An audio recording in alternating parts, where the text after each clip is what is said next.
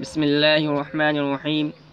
ذکر محامد پادشاہ اسلام اتابک ابو بکر ابن سعد ابن زنگی نور اللہ تربتہ۔ ذکر کے معنی تعریف، اور یہاں محامد کے معنی خوبیاں، اور یہ محمدن کی جمع ہے،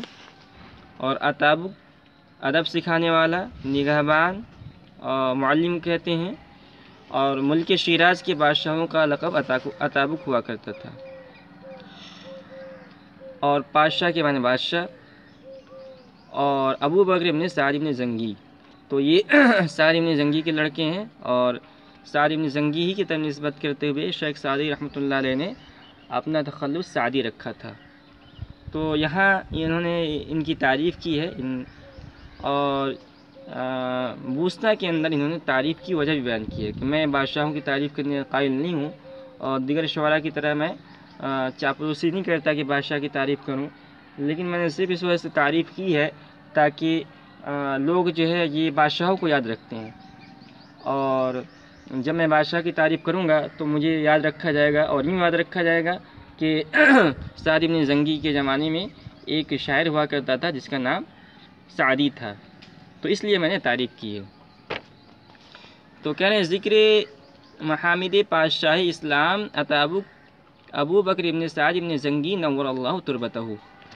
بادشاہ اسلام اتابک ابو بکر ابن سعد ابن زنگی نور اللہ تربتہ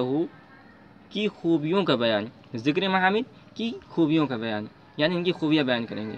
اور نور اللہ تربتہ یہ جملہ معترضہ ہے، عربی زبان کا لفظ ہے۔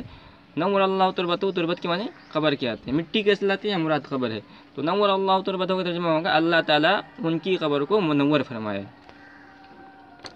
ذکر جمیل سعدی کے در افواہ عوام افتادہ است، وسیط سخنش کے در بسط زمیں رفتہ،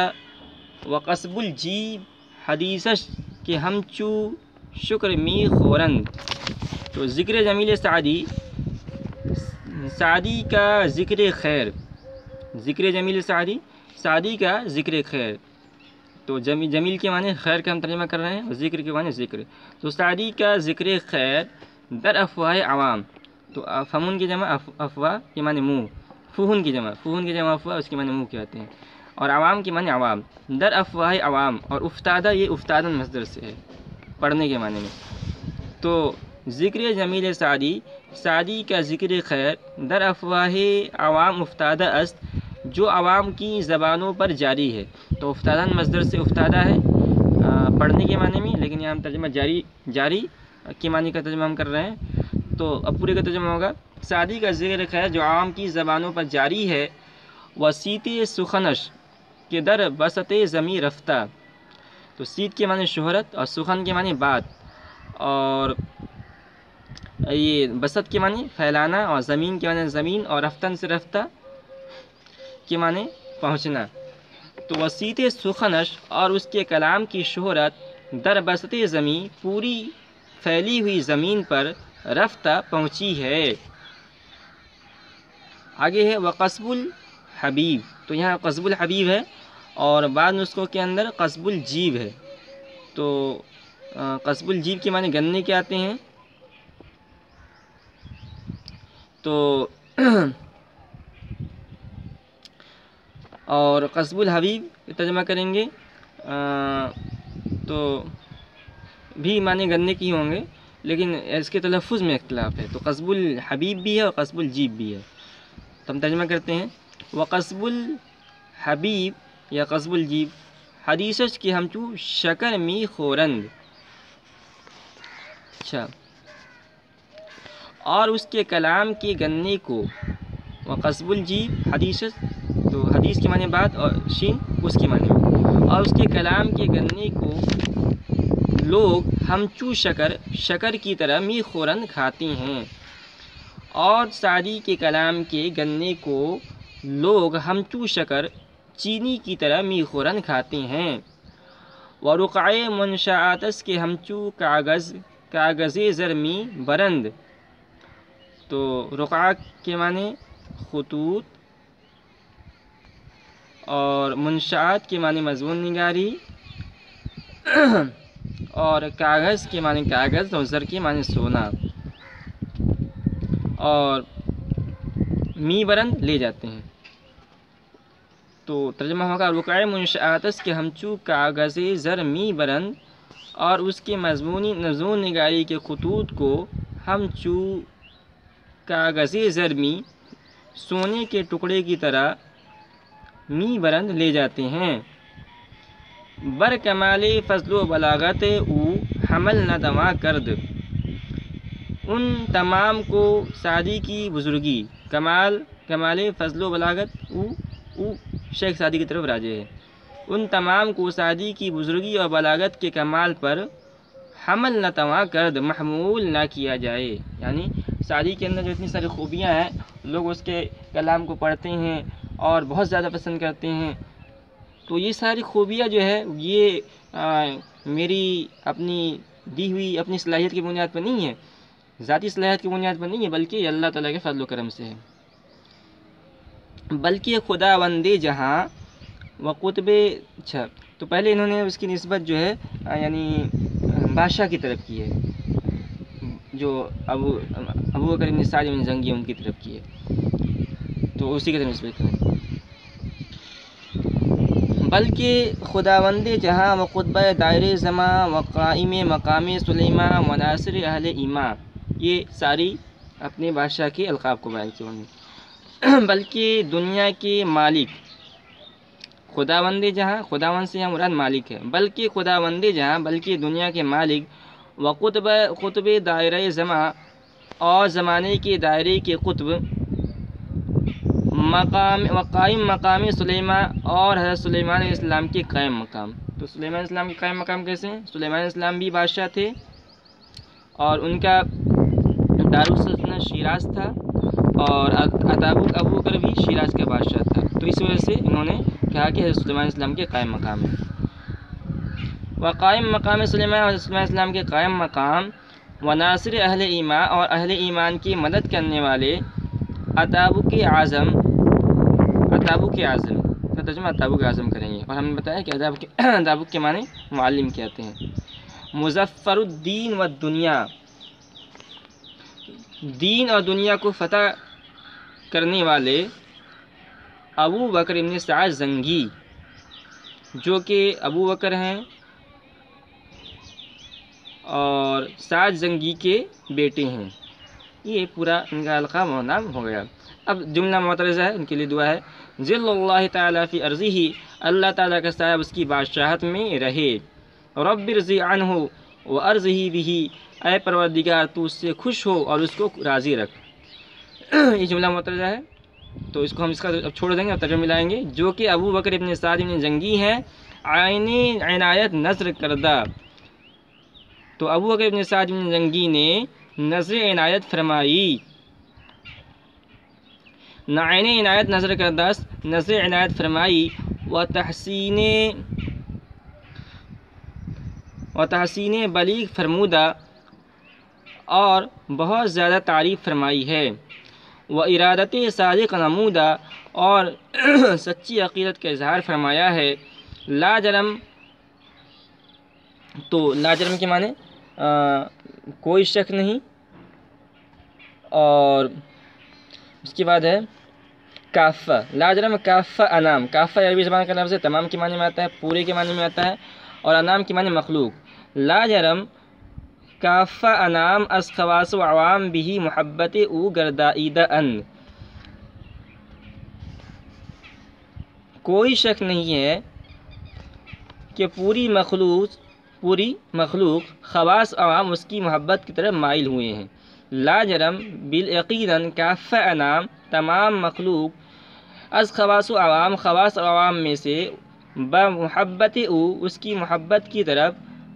گردائیدہ اند مائل ہوئے ہیں۔ اس کے بعد عربی زبان کا یہ مشہور مقولہ ہے، الناس علی دین ملوکہم، اور لوگ اپنے بادشاہ کے دین پر ہوتے ہیں، یعنی بادشاہ جیسا ہوتا ہے تو اس کی رعایا پر اس کا اثر پڑتا ہے، اگر نیک ہوتا ہے تو نیکی کا اثر پڑتا ہے، برا ہوتا ہے تو برا کا اثر پڑتا ہے۔ رباعی، زانگے کے ترا بر منی مسکی نظر است، جس وقت، تو یہ آنگے کا اصل ہے از آنگہ، تو اسی کا مخفف ہے زانگہ، جس وقت سے، تو زانگہ جس وقت سے کہ ترا برمنے مسکین نظر است، جس وقت سے مجھ غریب پر تیری نظر ہے، آثارم از آفتاب مشہور تر است، میری نشانیاں، آثارم میری نشانیاں، از آفتاب مشہور تر است، سورج سے زیادہ مشہور ہیں، غر خود ہمہ عیب ہا بدیں بندہ درست درست، اچھا درست ہے، گر خود ہمہ عیب ہا بدیں بندہ درست، اگرچہ تمام عیوب اس بندے میں ہے، ہر عیب کے سلطان بپسند و ہنر است، بپسندد ہنر است، لیکن ہر وہ عیب جس کو بادشاہ پسند کرے وہ ہنر ہے، یعنی اے بادشاہ سلامت میرے اندر عیوب ہیں، لیکن اگر آپ ان عیوب کو پسند کریں گے تو میرے عیوب نہیں رہیں گے بلکہ وہ خوبیاں میں تبدیل ہو جائیں گی۔ اب آگے ایک شعر ہے، اور اس شعر کے اندر یہ بیان کیا گیا ہے کہ صحبت کا اثر پڑتا ہے، آدمی اگر اچھے لوگوں کے ساتھ رہے تو اچھا اثر پڑتا ہے، برے لوگوں کے ساتھ رہے تو برا اثر پڑتا ہے۔ قطعہ گلے خوشبوئے در حمام روزے، رسید از دست محبوب بدستم، گلے کے معنی یہ نکرہ ہے، معنی مٹی کہتے ہیں، تو کہہ رہے ہیں گلے خوشبوئے در حمام روزے، خوشبودار مٹی حمام میں ایک دن، رسید از دست محبوب بدستم، میرے ایک محبوب کے ہاتھ سے مجھ کو ملی، تو حمام یعنی غسل خانے کے اندر یہ گئے تو وہاں ان کے ایک دوست نے ان کو ایک خوشبودار مٹی دی تھی، مٹی یہ بذات اس کے اندر کوئی مہک نہیں ہوتا ہے لیکن وہ مٹی خوشبودار تھی، مہک رہی تھی، تو اب ان کا شیخ سعدی کا مٹی سے مکالمہ ہوا، کہہ رہے ہیں بدو گفتم کہ مشکی یا عبیری، تو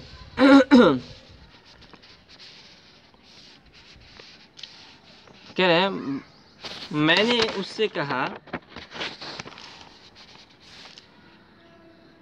سے کہا کہ مشکی یا عبیری، تو مشکی ہے یا عبیر ہے، تو مشک یہ جانتی ہیں آپ جو ایک قسم کی خوشبو ہے جو ہرن کے نافے کے اندر پیدا ہوتی ہے، اور عبیر بھی ایک قسم کی مرکب خوشبو ہے جو سندل و گلاب اور مشک و زعفران سے ملا کر بنائی جاتی ہے۔ تو شیخ سعدی نے اس مٹی سے پوچھا کہ تو تیرے اندر سے خوشبو آ رہی ہے، بتا کہ یہ خوشبو مشک کی وجہ سے ہے یا عبیر کی وجہ سے ہے، کہ از بوئے دل آویز تو مستم، کہ تیری دل آویز خوشبو سے میں مست ہو گیا ہوں، بگفتہ من گلے ناچیز بودم ولیکن مدت باگل نشستم، تو اس مٹی نے کہا کہ میں ایک ناچیز مٹی بودم تھی، ولیکن مدت باگل نشستم، لیکن ایک مدت تک پھولوں کی ہم نشی رہی ہوں، جمال ہم نشی در من اثر کرد، تو میرے ہم نشی کی خوبصورتی نے در من مجھ میں اثر کیا، وگرنہ من ہما خاکم کے ہستم، ورنہ تو میں وہی مٹی ہوں جیسے کہ پہلے تھی۔ تو مطلب یہ ہے کہ محبوب کی وجہ سے، یعنی آدمی جس کے ساتھ رہتا ہے، جس سے محبت کرتا ہے، اس کا اثر اس کے اندر بھی ہونے لگتا ہے۔ اللہم متع المسلمین بطول حیاتہ، یہ جملہ دعائیہ ہے، اللہم اے اللہ متع المسلمین بطول حیاتہ، مسلمانوں کو اس کی عمر دراز کر کے نفع پہنچا، یعنی بادشاہ سلامت کی عمر دراز کر تاکہ لوگوں کو، مسلمانوں کو نفع پہنچے، وضاعف ثواب جمیلہ، اور اس کے خوبیوں کے ثواب، وحسناتہ، اور نیکیوں کے اجر کو ضعیف دو گنا کر دے، ورفع درجہ اودائہ، اور اس کے دوستوں، وولاتہ، اور نوکروں کے درجے کو بلند کر دے،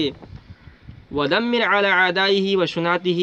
اور اس سے دشمنی رکھنے والوں اور برا چاہنے والوں کو ہلاک کر دے، بما تلی فی القرآن من آیاتہ، قرآن شریف کی ان آیتوں کی برکت سے جن کی تلاوت کی جاتی ہے، وآمن بلدہ یا ربی واحفظ ولدہ، اور اس کے شہر کو امن میں رکھ اور اس کی اولاد کی حفاظت فرما۔ تو یہ شیخ سعدی نے دعا دی ہے۔ اس کے بعد ایک شعر ہے، لقد سعد الدنیا به دام سعده وأيده المولى بألوية النصر. سعیدہ یہ باب سمیہ سے ہے، تو نیک بخت ہونے کے معنی میں آتا ہے. لقد سعد الدنیا تحقیق، قد تحقیق کے لیے، لقد سعد الدنیا به دام سعده، تحقیق کے دنیا اس کی وجہ سے نیک ہوئی، دام سعده خدا اس کی نیکی کو ہمیشہ رکھے. لقد سعد الدنیا به دام سعده، تحقیق کے دنیا اس کی وجہ سے، یعنی سعد کی وجہ سے، سعد ابن زنگی کی وجہ سے نیک ہوئی، دام سعده خدا اس کی نیکی کو ہمیشہ رکھے. وأيده المولا بألوية النصر، اور اے مولا اس کی مدد کر فتح مندی کے جھنڈوں سے. تو یہ الویہ جھنڈے کے معنی میں ہے. اور آگے ہے كذلك تنشأ لينة هو عرقها وحسن نبات الأرض من كرم البدر بدری. كذلك اسی طرح تنشأ لينة، تو تنشأ بڑھتی ہے، نشأ انشأ کے معنی میں، نشأ انشأ سے ہے، اور لینۃ کے معنی شاخ. كذلك تنشأ لینۃ وعرقها، اسی طرح اس کی شاخیں بڑھتی ہے جس کی اصل اور جڑ خود وہ ہے. وحسن نبات الارض من کرم البدری، زمین کی پیداوار کی خوبی، وحسن نبات الارض زمین کی پیداوار کی خوبی، من کرم البدری، یہ بذر ہونا چاہیے، من کرم البذری، بیج کی عمدگی کی وجہ سے ہوتی ہے. تو بیج جیسا عمدہ ہو تو اس کی ویسے ہی اس کی پیداوار ہوتی ہے. تو مطلب یہ ہے کہ شیخ سعدی نے بادشاہ ابوبکر کے لیے خدا ان قدوس سے دعا کی، اور خدا اور یعنی اس کی مدد فرما، اور یہ بہت ہی بابرکت اور نیک بخت ہیں، اور ان کی نیک بختی کا اثر ان کے رعایا پر بھی پڑا. اور یہ چونکہ یعنی شریف النسل ہیں، نسل کے اعتبار سے شریف ہیں، تو ان کا اصل بھی، یعنی ان کے آبا و اجداد بھی شریف تھے، یہ بھی شریف ہے. اور اس کی مثال ایسی ہے کہ جڑ یعنی بیج جتنی اچھی ہوتی ہے اس کا پیداوار ہی اتنا اچھا ہوتا ہے. ایز تعالی و تقدس خطہ پاک شیراز بہیبت حاکمان عادل و بہمت عالمان عامل تا زمان قیامت در امان سلامت نگہدارد. تو یہاں انہوں نے اپنے ملک شیراز کے لیے دعا کی ہے. تو ایز سے مراد اللہ کی ذات ہے. ایز تعالی و تقدس، اللہ پاک و برتر، خطہ پاک شیراز را، شیراز کی پاک زمین کو، بہیبت حاکمان عادل، انصاف کرنے والے حاکموں، و بہمت عالمان عامل، اور عالم بعمل لوگوں کی برکت سے، تا زمان قیامت، قیامت کے زمانے تک، در امان سلامت نگہ دارد، سلامت و پر امن رکھے. آگے قطعہ ہے اقلیم پارس را غم از آسیب دہر نیست، تا برسرش بود چو تو اے سائے خدا. اقلیم کے معنی ملک کے آتے ہیں، اور فارس کے معنی، فارس ایک ملک کا نام یعنی ایران کو کہا جاتا ہے. تو کہہ رہے ہیں اقلیم پارس را غم از آسیب دہر نیست، فارس کی ولایت کو یا فارس کے ملک کو زمانوں کے فتنوں کا غم نہیں ہے، چندہ کے تا برس رش بود چو تو اے سائے خدا،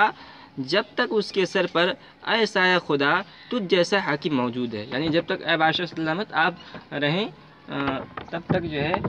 کسی کو ملک فارس کو، جو کہ جس میں شیراز بھی آتا ہے، کوئی غم نہیں ہوگا. امروز کس نشاں ندہد در بسیط خاک، ماند آستاں درت ما من رضا. امروز آج، کس نشاں ندہد در بسیط خاک،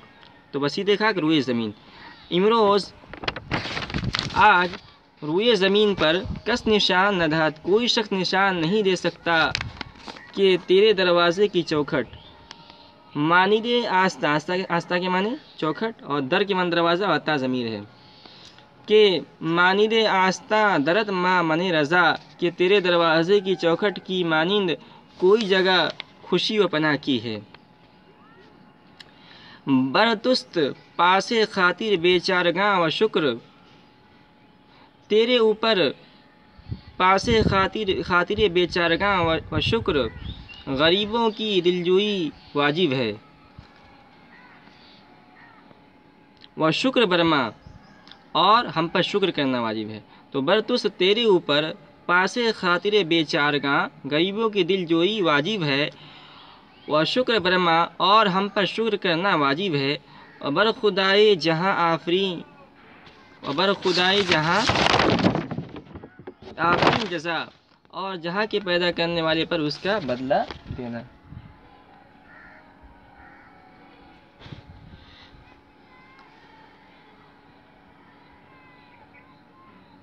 یا رب ز فتنہ نگہدار، زباد فتنہ نگہدار خاک پارس، چندہ کے خاک را بود و باد را بقا۔ یا رب اے خدا، زباد فتنہ کی ہوا سے نگہدار خاک فارس کی سرزمین کو محفوظ رکھ، چندہ کے خاک را بود و باد را بقا، جب تک جتنا کہ مٹی اور ہوا کو بقا ہو۔